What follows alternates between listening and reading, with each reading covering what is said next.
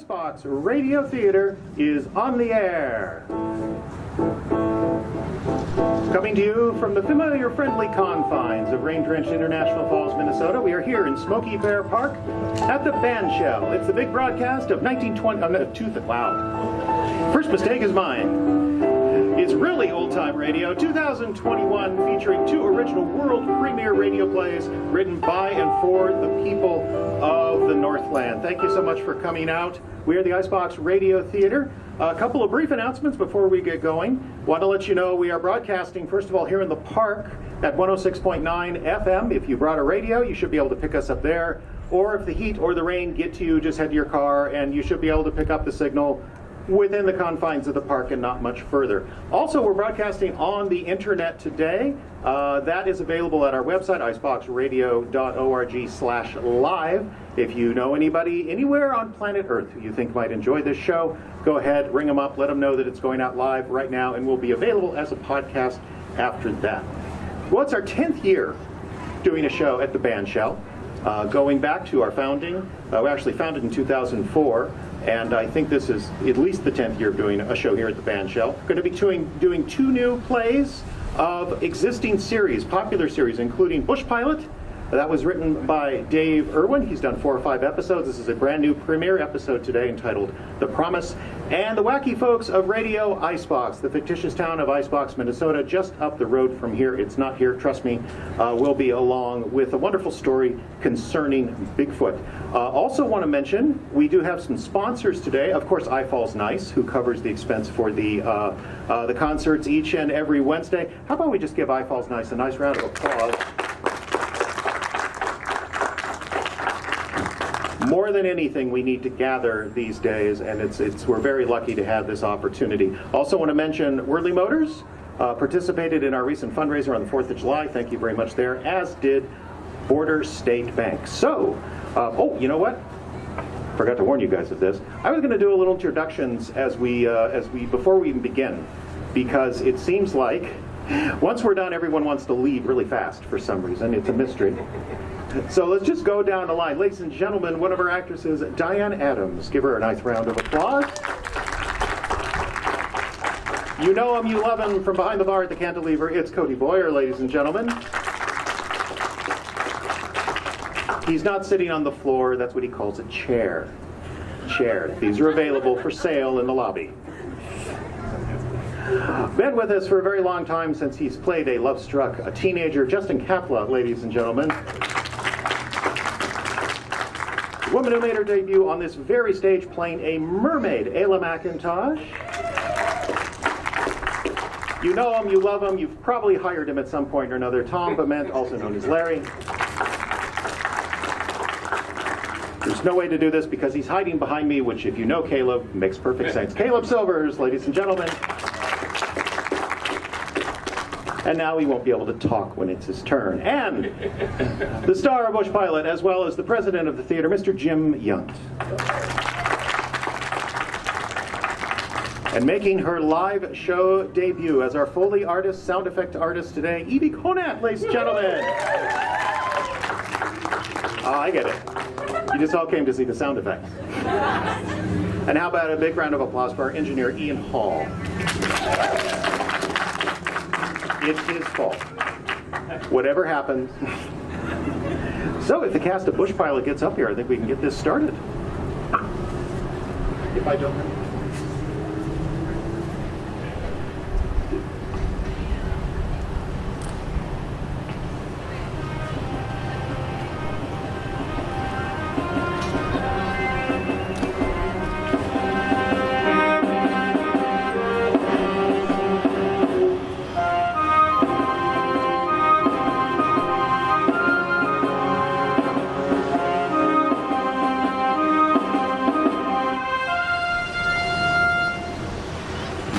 We go back to the days when this region was largely unexplored.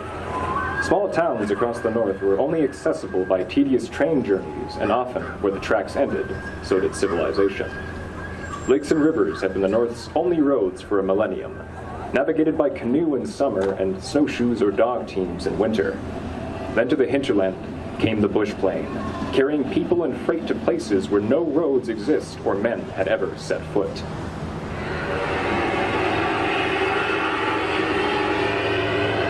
The men who jockeyed these planes were a breed unto themselves. Many had learned their flying skills in the hostile skies over Europe. The more adventurous types, who hated the restraints of rulebooks and scheduled flights, drifted north and became the unique breed of independent and often ornery fellows known as the bush pilot. Tonight's story, The Promise. Hey, Mark. Oh, God, what's that awful smell? Where's Gert? Ask her. Back already, Mark? Whoa, that's strong. Oh, don't go playing innocent with me, Gert. You knew exactly what you were doing when you sent me up north with a load of live goats. Mark, please, as a favor to mankind, can you... That ain't no goats I'm smelling. What is that? 4 live goats. Everything was hunky-dory until I hit turbulence as I was setting down. Oh, my poor flight jacket.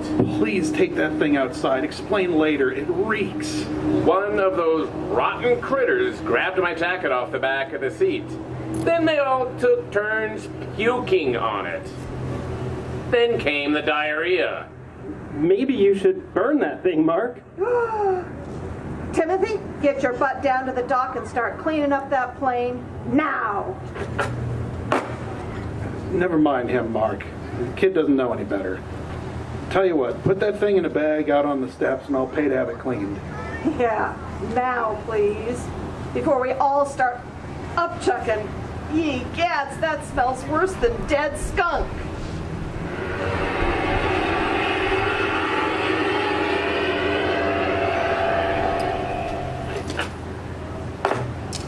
Whew! What a job. I scrubbed the compartment down with disinfectant, then Clorox bleach. The cargo bay still smells of sick goat. Ew, I got news for you, kid. So do you. Ah! So now, will someone tell me what the big deal about Mark's ratty old flight jacket anyway? Boy, he looked mad.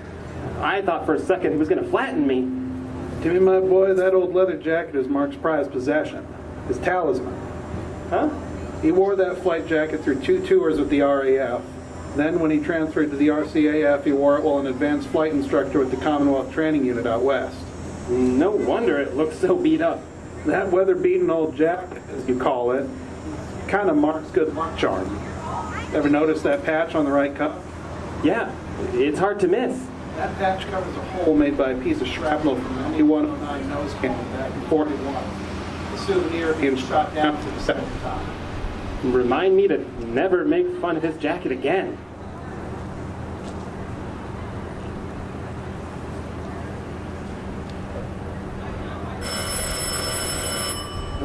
What? Oh, hold your horses. I'm coming. I'm coming. This better be good. Who calls at 3 in the morning? Hello? Oh, hi, Ben. The goose went down? When did this happen? Uh-huh. Who was flying it? Oh, you're kidding. Andy has a wife and a kid at home. Any word on whether he made it? Okay, well, let's hope for the best. Search begins at daylight. I'll be in by 7. That way we can have the planes warmed up and ready to go at first light. Right. I'll see you then.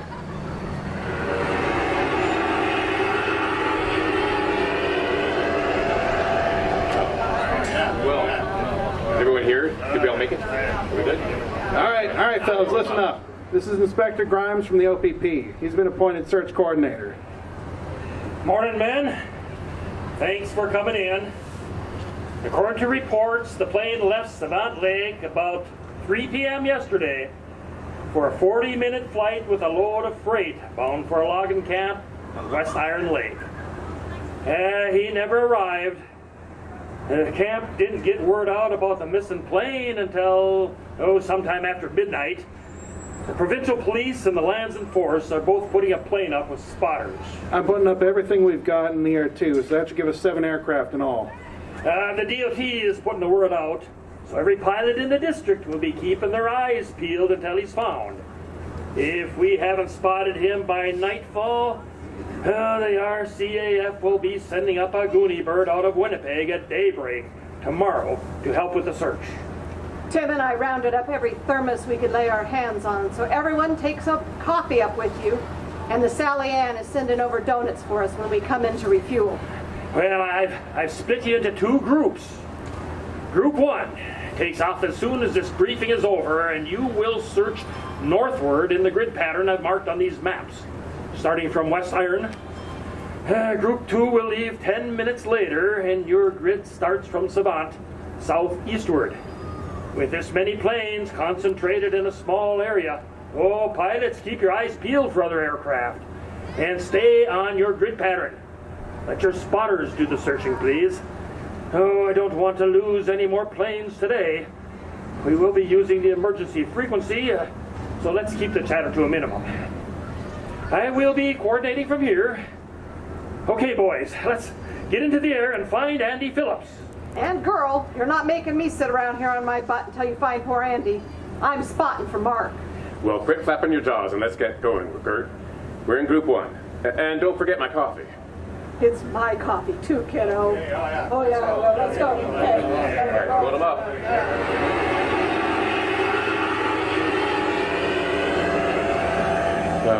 Any more of that coffee left, Gert? Couple swallows, maybe. Here, you have it, Marcus. I need the little girl's room something awful bouncing around in here for hours. Well, hang in there, Gert. We only have another half an hour or so of usable light left. Then Grimes will have to call things off until daylight tomorrow. But that means poor Andy spending a 3rd night in the bush, maybe hurt. Such are the joys of search and rescue, old girl. It could be midwinter.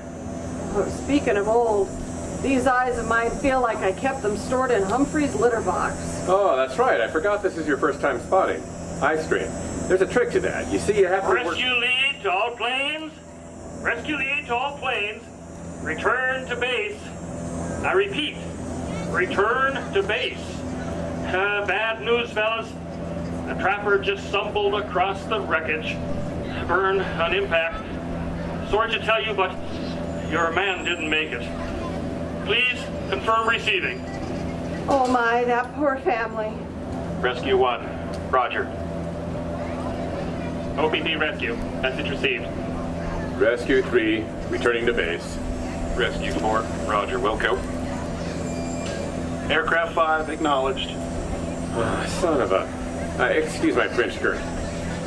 As if Andy's wife didn't have enough on her plate, now she's a young widow and a sick kid to raise on her own. Lands and Forest Rescue. We're heading back to Sioux Lookout, boys. Sorry that Andy didn't make it.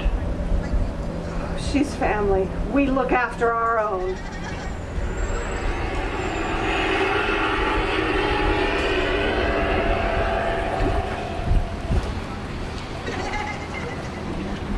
Here they come.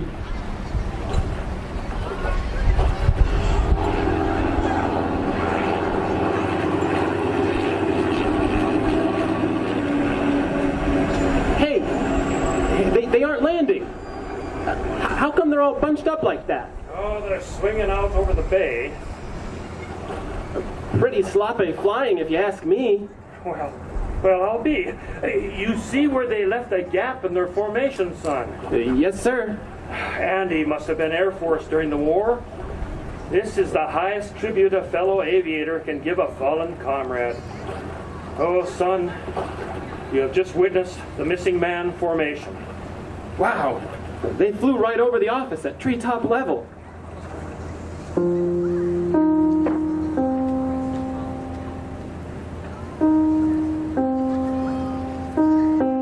What effect will the loss of a pilot have on Ben and his crew at Border Air? How will the Phillips family deal with their loss? Stay tuned to find out on the next installment of Bush Pilot.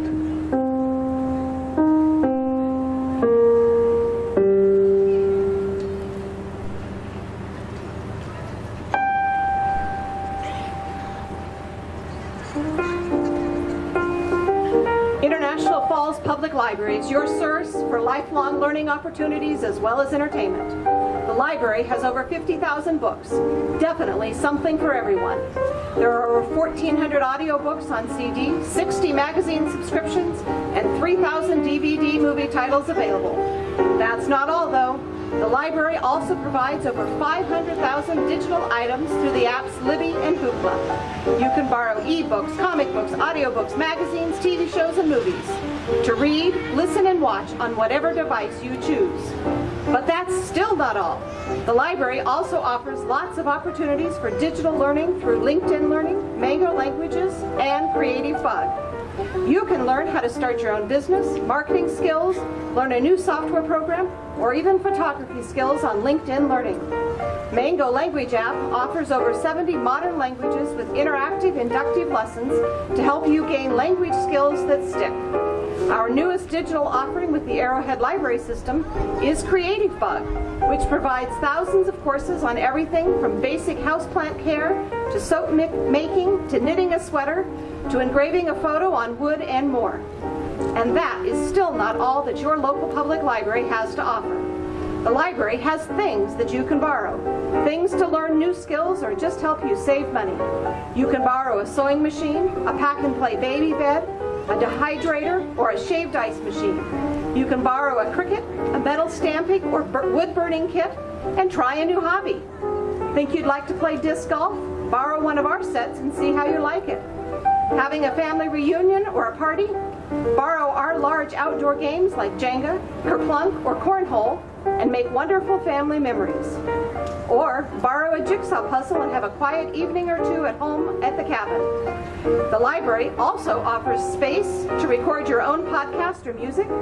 You can meet a friend at the library and play games together on the Wii, PS3, or Nintendo Switch. Preschool children and their caregivers can attend story time and discover the joys of libraries, stories, and how fun learning can be with our early childhood educational toy collection, only available after story time. Elementary children can learn with our laboratory program, currently with take-home activities, but hopefully in-person excitement and discovery come fall. The library is open Monday through Wednesday, 10 a.m. to 8 p.m., Thursday and Friday, 10 a.m. to 6 p.m., and Saturdays during the school year, the library is open 10 a.m. to 3 p.m. So visit soon and discover the joy of learning and reading all over again.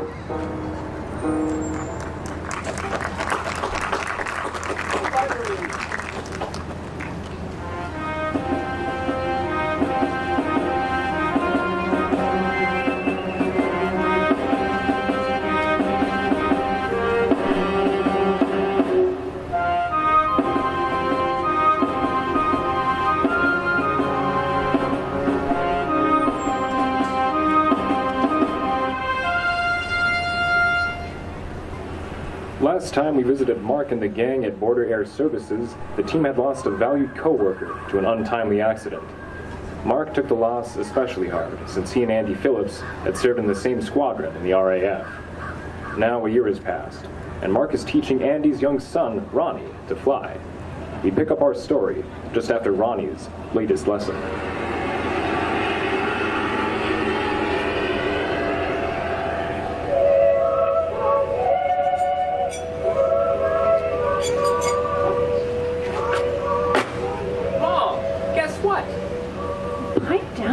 I'm sure the whole neighborhood isn't waiting to hear your astounding news.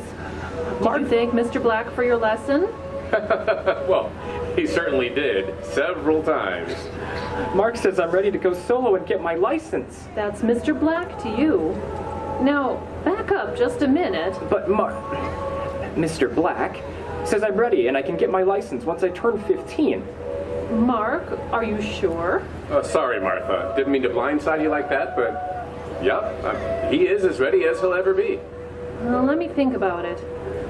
Don't you have some lines to practice for the school Christmas pageant, young man? Off you go. Oh, Mom. Please, sit down a moment, Mark. Let me bring you a cup of coffee. It's the least I can do in return for all the free flying lessons you've been giving my Ronnie. Thanks, Martha. I will have a cup. You know, back when Ronnie was born, I promised Andy when your son was old enough, I'd teach him to fly. It's the least I could do for the wingman who saved my butt in combat more than once. Andy sure was a hell of a Spitfire pilot. Andy never talked about the war. Here's your coffee. Cream and sugar? Yes, thanks. I guess I'm dreading Ronnie getting his license. His dad had always promised to give Ronnie his flight jacket the day he became a pilot. Ronnie so admired that ratty old thing, but it was lost in the fire with Andy.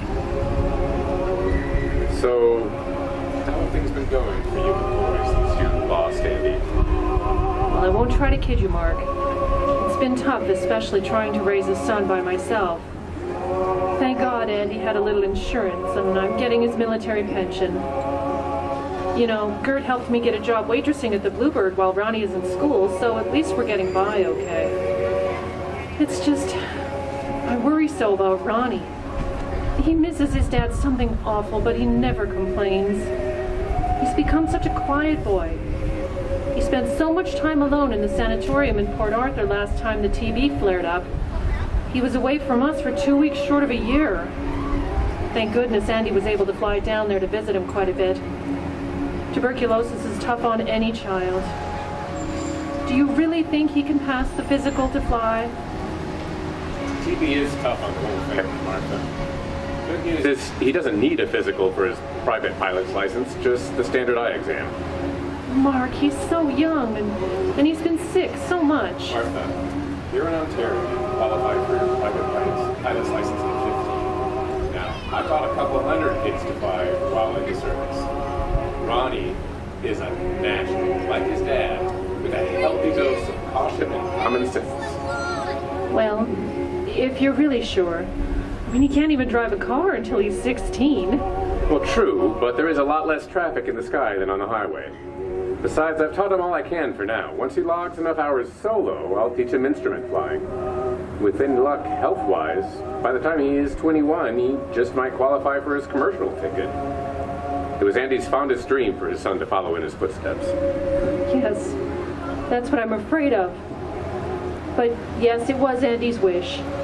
We both know it's Ronnie's dream, too. He turns 15 on Boxing Day. That's next week. He is more than ready, Martha. And besides, could any kid wish for a better Christmas present from his mom than permission to get a pilot's license? No, I guess not. We'll get Ben to put Ronnie's work on the dock come summertime, build up his strength and confidence, and he has a good chance of making it all the way to the pilot seat one fine day. Well, if that new drug streptomycin really works for him, like the specialist said, Ronnie might even eventually be cured of TB for good. Well then, here's to the town's newest pilot.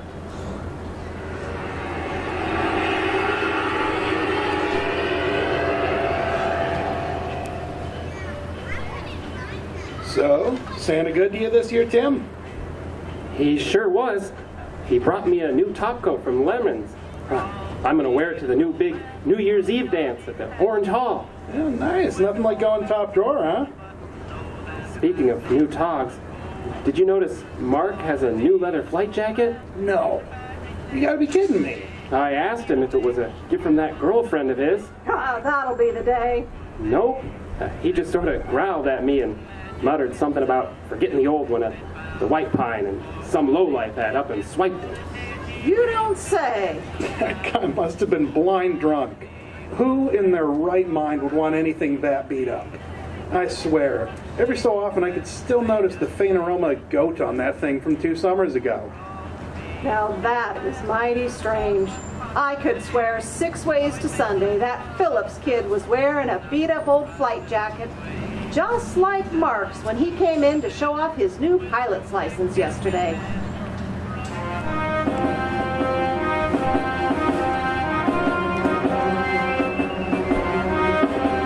You have been listening to The Promise.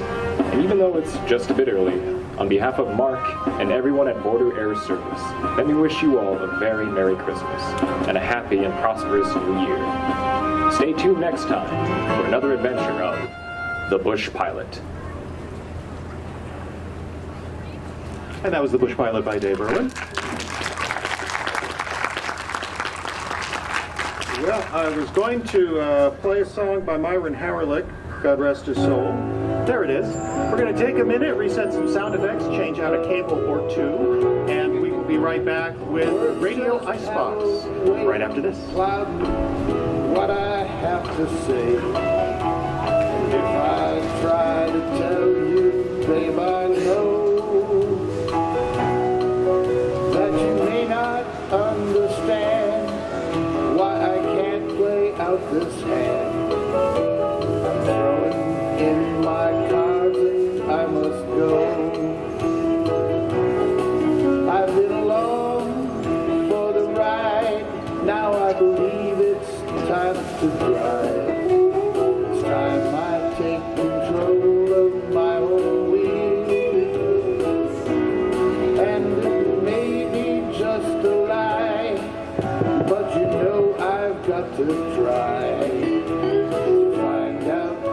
there's grass that's greener still. I'm not saying you're to blame, but I just can't play the game by the rules you set for us so long ago. I'm not sure I know what's real, but I know the way I feel. And I know for me there's got to be much more. The best laid plans, they say, are the ones that go astray. Though I try to bend myself to fit your schemes, but now I'll go before I break. I've got my own plans to make. I've got to go and follow my own dreams.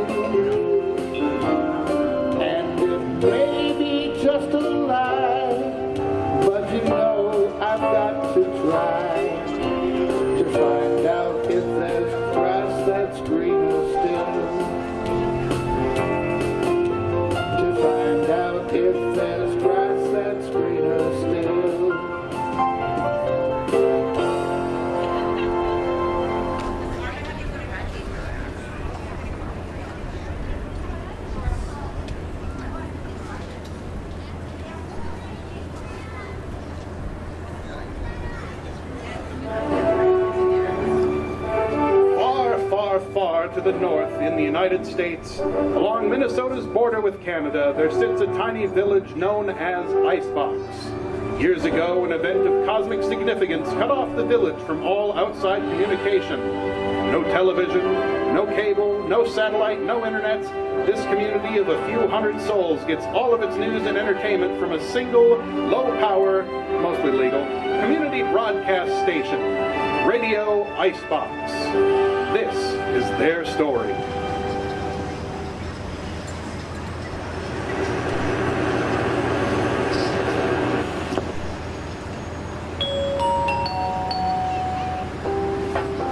Good morning, Icebox. This is JJ, your program director, wacky morning DJ, jack of all trades and master of none here at Radio Icebox. We have a beautiful summer day in store, a look at local weather and news, right after a word from our sponsor this morning, Icebox Grocery. Hi, this is Larry at Icebox Hardware.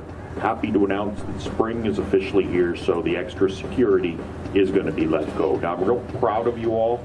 We hardly had any incidents this year, and as a thank you, we're going to be holding a Bash the Snowblower event this Saturday at 3 p.m. We got a sledgehammer, and for just $1 a whack, you can go to town on a Toro snowblower, all proceeds to benefit the Special Olympics. Now, I know from experience that this event always creates a lot of emotion in people, so my wife has set up an aromatherapy area in the store over by the paint. She'll help you calm down, process all those complicated feelings. Donations accepted. Downtown next to the Nutcase newspaper, and thanks for not burning the snow shovel this year. Okay, good morning, and before we go to news, it looks like we actually have a phone call coming in, and a listener comes first here at Radio Icebox.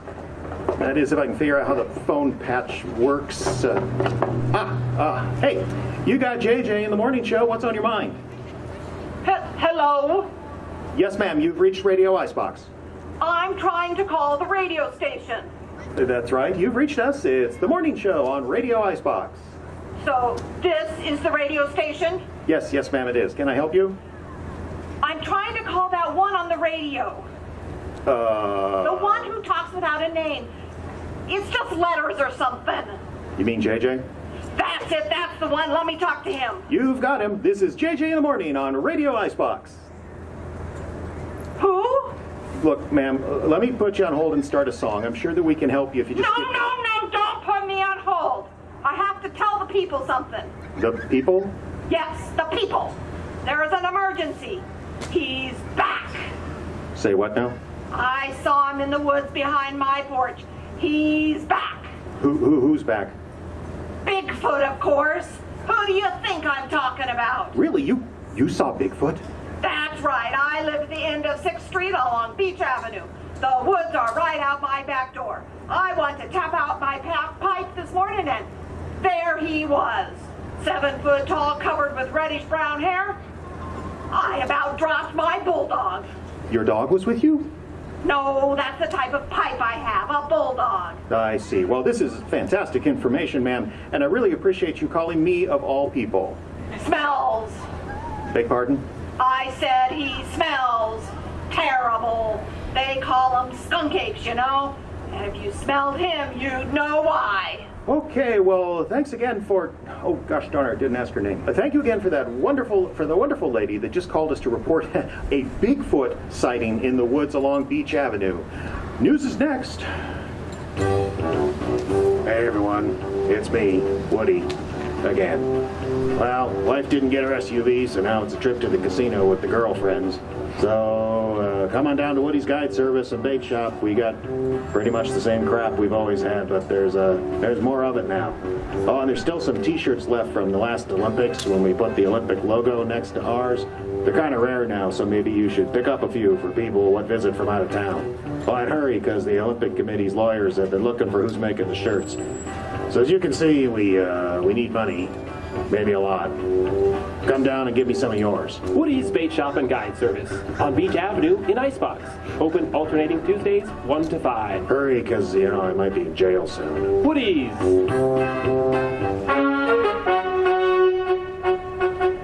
Okay, well, let's go ahead with the news, I guess. Our top story this morning, Bigfoot sighted by an area woman in the woods beyond Beach Avenue. More on this story as it develops.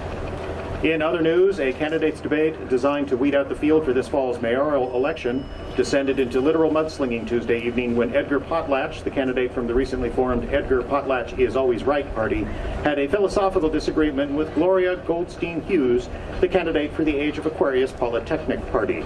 Goldstein-Hughes, who brought a bucket of mud to the debate as a visual aid, splattered Potlatch in what she claimed was an accident while gesturing enthusiastically with the bucket. Potlatch then seized the bucket, dumped its contents on Goldstein-Hughes' head while screaming, "No taxation without representation," after which Goldstein-Hughes pelted her opponent with handfuls of 1 part water, 4 parts potting soil, while screaming, "Down the patriarchy." The judges declared no winner of the debate, but did declare the American people the loser. Video of the event passed 1 million views on YouTube in just under 48 hours. A flock of Canadian geese are being blamed for a convenience store robbery on Highway 71 last night, after Shirley Baltor of International Falls reported 7 of the majestic gray, black, and white birds came into the Stop and Shop near the junction with County Road 710 and refused to leave. Though Mrs. Baltor does not claim the geese actually demanded anything, she does claim they, quote, stared at her funny until she opened the register, unquote. The geese then took all available paper money, U.S. and Canadian, and waddled out of the store. The gang of thieves took to wing before police could arrive, making their getaway in picture postcard fashion as they rose into the sunset, flying in a perfect V formation. This is the first reported case of foul play at the Stop and Shop since 1997. Hi, I'm Carl. And next time you want to take your party, bar mitzvah, or wedding up a notch, you could do a lot worse than Carl's royalty-free DJ service. I got all the gear, all the sounds, and all the youthful energy to keep your party going all night long, and without having to pay 1 cent in artist royalties. That's real important. My Uncle Dave went to law school for a year, and he told me so. So all of our songs are 100% free of copyright and 100% fun. So if you want to make sure your grandma's birthday party really kicks it, hire Carl's royalty-free DJ service. Carl's royalty-free. See his flyers with the little phone numbers you can tear off at Lake Grocery. Let the legally sanctioned fun begin! Okay, 20 minutes past the hour here at Radio Icebox, and we have yet another call coming in. Hello, you're on the air. Hi, yeah, I'm holding for Jimmy Jim. Yeah, yes, this is JJ. Right, yeah, this is Steve. Hey, look, I was calling because my neighbor said she saw Bigfoot. I seen him too. Oh, I see. And where do you live? Why? Well, we're trying to track the story, and that means figuring out where you saw whatever it was you saw. I don't want to tell you where I live. But you live in Icebox. I just said I don't want to tell you where I live. Right. It's just that if you can get our radio signal, you're within about 2 miles of the Opera House. I don't want to tell you where I live. Right. Okay. So tell me what you saw, Steve.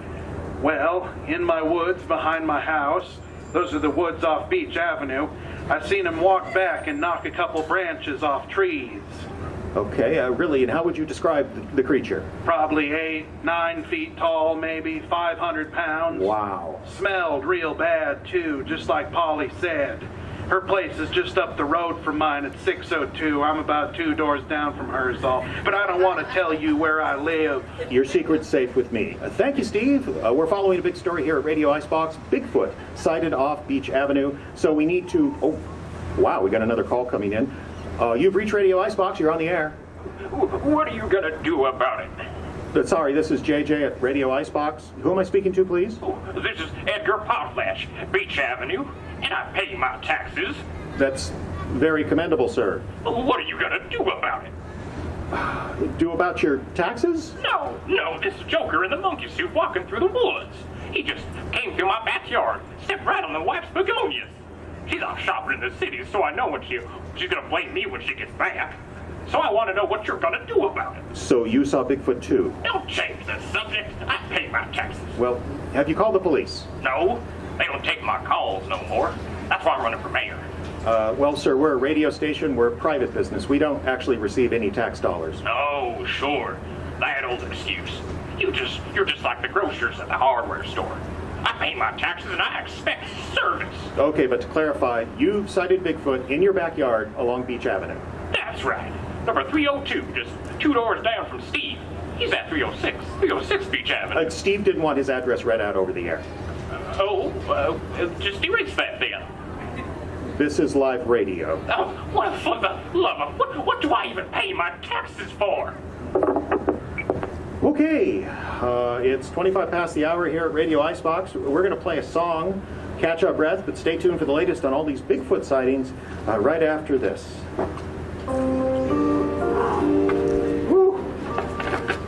JJ! Abby, hi. Man, the weirdos are out this morning. I heard. JJ? Oh, hi, Abby. You just get in? Oh, just 5 minutes ago. Did you hear? I did, yeah. Good morning, Cody. Morning, JJ. Boy, the weirdos are out this morning, aren't they? That's what we wanted to talk with you about. Yeah. You two wanted to talk to me? Yes, but we need to wait until... Oh, I'm here. Good morning, Major. Boy, the weirdos are out this morning, aren't they? Good morning, JJ. And you don't know the half of it. Yeah, that's usually the way it is. So what can I do for the three of you? Well, we need to talk. About Henry. Right. Henry, who's he? It was them phone calls, JJ. Oh, well, those were from an Edgar, and I think there was a Steve. Edgar Potlatch? Yep, that's the guy. He's way ahead in the polls, you know. Oh, he's gonna be the new mayor soon. Well, there are worse things that can happen, though I can't think of any right now. Oh, and it's unimportant. This is about Henry. Yes. Henry, who's he? Wait, have we done this before? Henry is who the phone calls were about. We've got to help him. But the phone calls were all about Bigfoot. Right. So Henry is... Yes. Okay, I'm going to take a moment here and ask a question that I can only describe as hopeful. All right. Is there any chance the three of you are here out of a concern for a man who likes to dress up in a monkey suit and wander around scaring the neighbors? No, that's not what we're talking about at all. That's what I was afraid of. You're talking about an actual thing, aren't you? I think it's a little rude to refer to him as a thing. Yeah, he gets that all the time. He doesn't need to hear that from us. So we're talking about an actual Bigfoot, right? Well, of course. Are you three saying you actually know this creature thing, entity? You know this entity, right? Well, Cody and Major know him. I just met him once at a board game night. Right. You met Bigfoot at board game night. Sure. Bigfoot plays board games? Well, no, generally the table's too small. He just stopped by to borrow something, I think. A book, I think. Right. Okay. You, all right, JJ? Okay. Is he okay? No, yeah. He just needs a minute to rebuild his perception of reality. We all need that sometimes. I'm back. See? Bigfoot exists. Yeah, we know. And you guys are wanting to, what are you guys wanting to do exactly? Well, we need to help him. Yes. Help him do what? Does he have a problem? Oh, we're not sure, but we're concerned. Very concerned. He shouldn't be in town like this. Why not? I thought you just said he came to board game night. Oh, it's just not good. It's kind of like that fox that was spotted in town last year, the one that kept wandering up to people. Yeah, I remember that. We thought it was rabbit. Right.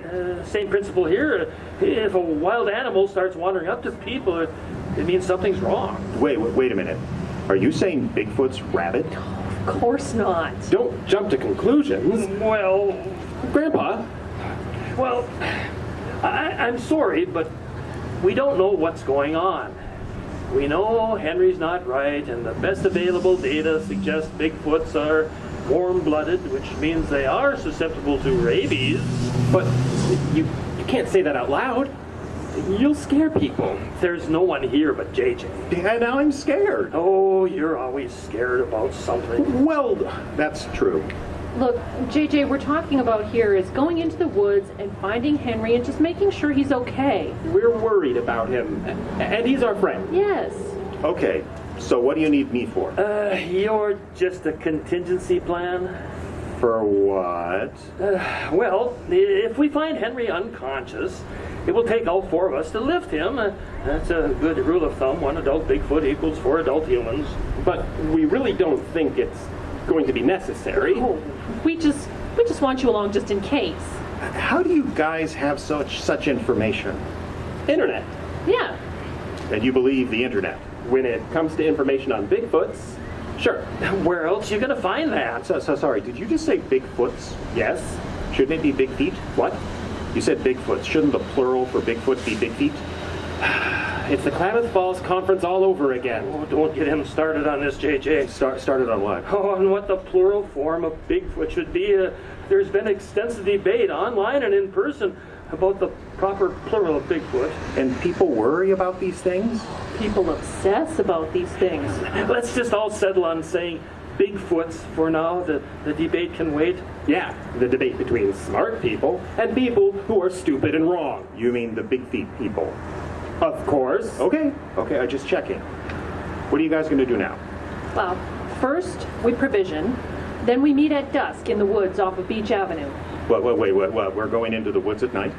Dusk, I said. Yeah, but that comes right before... JJ, don't think about it.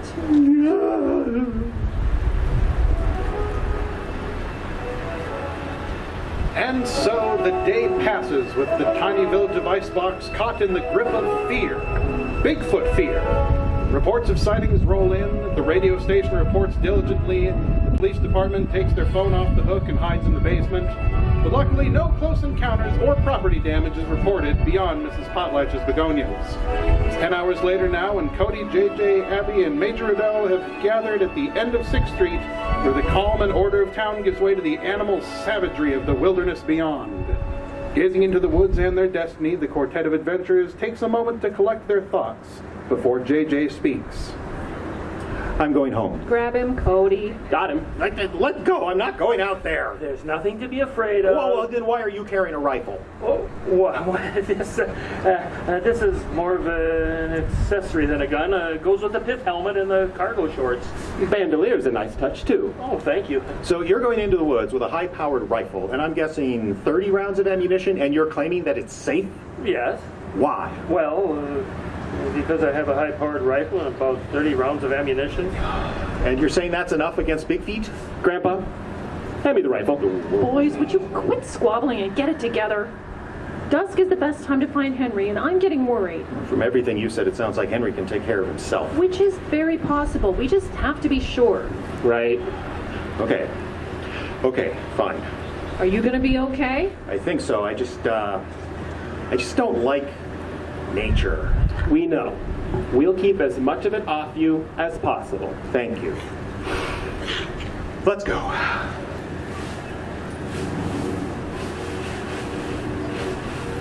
So, how exactly do we find Henry? First, look for footprints. It's pretty hard ground here, so that might be tough. There should be some soft spots in the mud deeper into the woods. Could find a few prints there. Oh, and we know he was seen behind Beach Avenue and nowhere else. He could actually have gone deeper into the woods. Oh, he could have? Of course. Bigfoots are elusive creatures. They don't like being around people or anything. That's a major reason we're out here. Right. Wait, so he might not even be around. Oh, we've established that, yes. Okay. Okay, well, I feel better now. We might be alone. We'll just look for footprints. Footprints and other things. Other things like what? Ew. Like scat, for example. Bigfoot scat? It's funny. You can usually smell it farther away. What? JJ stepped in the Bigfoot poop. Oh, leave him alone. We've all done it. I know. I'm just funning him. Here, I'll give you a hand, JJ. Hey, my foot's stuck. Well, yeah, that's a trait of Bigfoot's leavings. Very adhesive. I can't get loose. Careful, JJ. If you thrash around too much, you'll end up more stuck. Both feet are in it now. Well, that's the thing about you, JJ. Eventually, you'll always put your foot in it. Would somebody help me, please? Oh, of course. Cody, get one side. I'll get the other. I'll grab him around the waist. Okay, on three, everyone. 1, 2, 3. That's got him free. Well, that's partially true. I think you forgot something, JJ. Your boots are still stuck in the poop. I know that. Don't you think I know that? What do you leave your boots in the poop for? I didn't do it on purpose. That's just really sticky scat. Okay, just set him down. He's getting heavy. No, wait. What is it? I'm in my stocking feet. So? So I haven't done laundry this week, and these are my last socks. Are you suggesting we carry you around the woods? Well, I wouldn't say no. Drop it, boys. Whoa! You okay, JJ? You dropped me. You really asked for it. Yeah, you dropped me right next to the poop. If I'd fallen in, I could have been stuck here forever. Oh, nonsense. We could have come back with a block and tackle and got you free. But only after you thought about what you did. Yeah, carry you around the woods. You're heavy, JJ. Well, there's no reason to get sensitive about it. Yeah, come on, JJ. Let's forget about it and just go. Yeah. You guys. What is it? There's something over there. Over where? I don't see anything. Over there. What? Seriously, JJ, we don't see anything. Well, from my newfound location, prone on the ground, I can see it. I can see 2 big feet. Reddish brown fur? Yes. 10 toes? About size 32. Extra wide? At least. Okay. All right, Henry, come on out. We see you.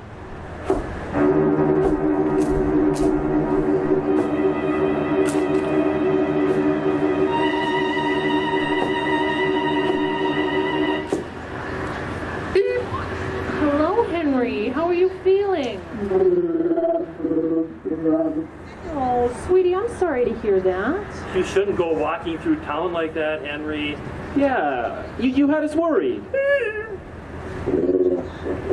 Oh, that's JJ. He's a friend. A frightened friend, but a friend. That is the biggest creature I've ever seen. Well, yeah, that's kind of their thing. What's he saying? He's asking who put the boots in the poop. Really? Really? I think he's kind of proud of it. Ew, really? No, I kind of see that.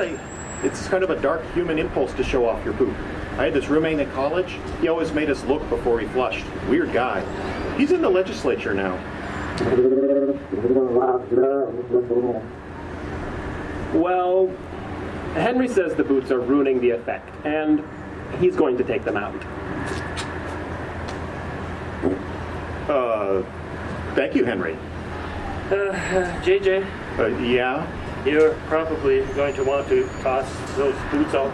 Yeah, so I smell. All right, Henry, now that we're here, we want to talk to you. We want to make sure you're all right. Yes, we know. But it's not like you to come into town like that. Oh, a dozen or more people saw you, you know. Oh, that's all right. We just have to make sure you're okay. You're what? What do you mean? Is this a good time to ask how you three understand everything he's saying? We learned the language, obviously. Oh, yes, it's also obvious now. Quiet. Henry, repeat what you just said. We didn't understand. What did you hear? Sounded like I am malfunctioning. Yeah, that's what I heard too. Do you have any idea what he means? No, none. Henry, we don't understand. What do you mean when you say you're malfunctioning? What do you say now? I've said too much. You have? Oh, no, that's what he said. No, I don't understand. We don't either. It doesn't make any sense. Whoa, what's happening? I don't know. Stand back.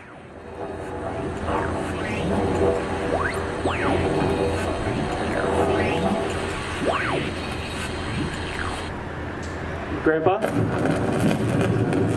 I know. My theory is correct. Abby, Yes, JJ? did Bigfoot just blow up? It appears so.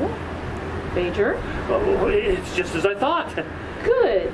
If it's just as you thought, can you explain it to the rest of us? Well, it's a theory that's been kicking around the internet for a couple of years now.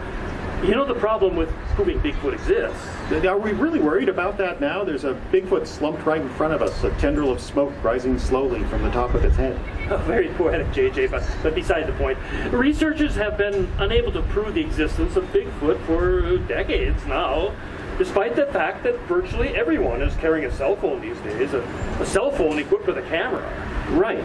And yet we still don't have any photographic evidence better than the Patterson-Gimlin film from 1967. Oh, is that the one where Bigfoot is walking off into the woods and kind of looking back over his shoulder? No, it's the one where Bigfoot is walking off into the woods looking back over her shoulder. What? You mean it's a female? Yes? How do you know? There are breasts, JJ. There are breasts? Yes. Clearly visible right there in the film. Huh. You know, I usually notice clearly visible breasts. Can we get back to the subject, please? Sure. What was the subject again? Why there's no proof of Bigfoot. Right. Sorry, I just was getting distracted by the thought of... Yes, we know. Continue, Major. As I was saying, the lack of conclusive photographic evidence, despite the proliferation of cameras, has led to some Bigfoot researchers to consider alternative theories about the creature's nature. That's right. Up until 20 years ago, it was assumed if Bigfoots existed, they were just a previously unknown species of primate. Yeah, just an animal living in North America with a really good hiding instinct. But now, we're considering other alternatives that might explain how such a huge creature could remain hidden in the wilderness. Which mankind encroaches on more every year. Right. Hidden in a wilderness, with us humans encroaching more every year. I mean, it only makes sense, right? I mean, if they were just an animal, we should eventually have something besides a bunch of easily faked footprint casts. A picture, a video. A corpse. Right, or a Bigfoot corpse. We should have had it by now, right? I'm sorry, were you asking me? Because I was still thinking about... Your conclusion, gentlemen? Our conclusion is this. Maybe Bigfoot isn't an animal at all. Maybe he's a robot. I mean, clearly he's a robot. He just blew up in front of us. Right. And that's why we're very excited by this development. Oh, wait, but what about the poop? Oh, pretty sure if we took it back to the lab, it would prove to be something besides poop. Like what? Mystery substance, maybe. Given what just happened to Henry, I'd be willing to bet it won't be organic poop. Hey, I just realized we have a corpse now. You're right. We actually have a Bigfoot body to take back to the laboratory and study. Take back? How? Well, remember we brought you along because it takes 4 to carry a Bigfoot?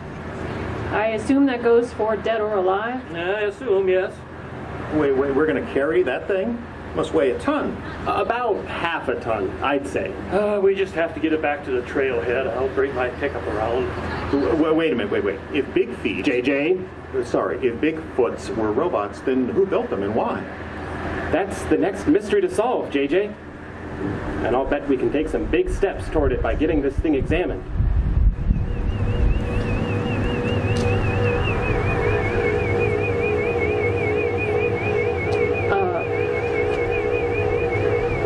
Right. We should really get back to the lab as soon as we...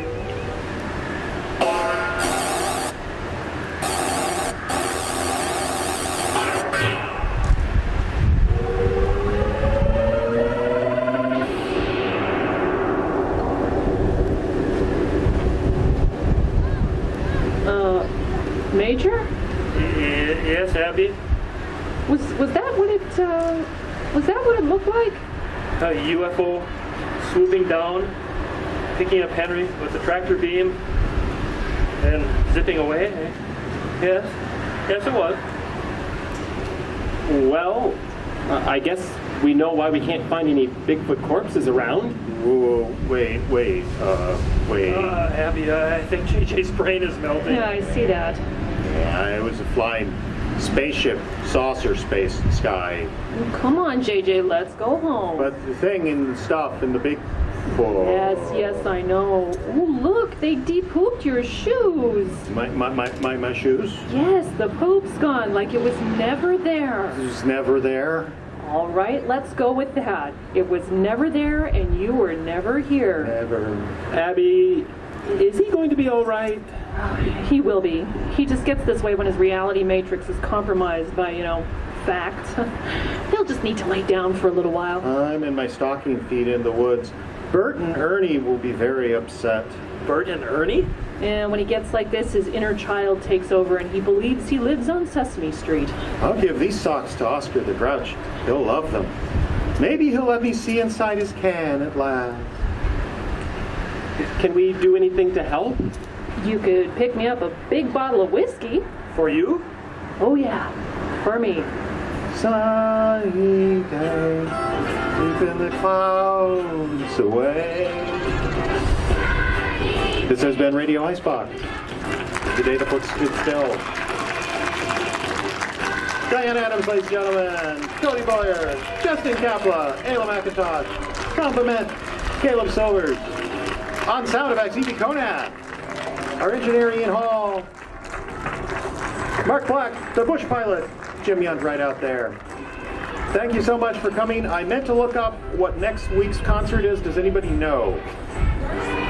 It's Darcy Sullivan, ladies and gentlemen. Her own self performing.